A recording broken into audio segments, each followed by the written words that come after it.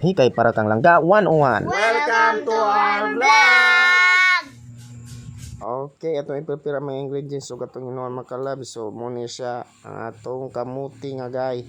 Okay, kinahanglan ni siya sa iya kay para pataas sa iyang dugo mga kalabs. Okay, man siya kanyang lab nga magkapasataon nga mahuman pa ng iyang last ni kimo.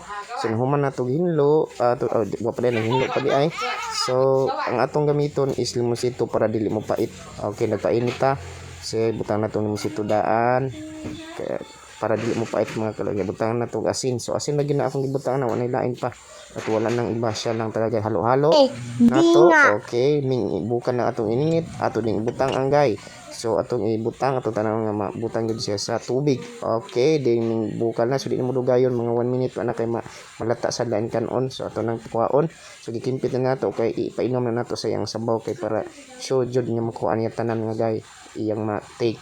Okay. Imikos-mikos na to tanan mga kalabs. Pilawan sa bida. Baling lamia. Okay, mura ka lami sa nagluto. Sabaw nga iyang inon. Salamat sa pag-watch mga kalabs.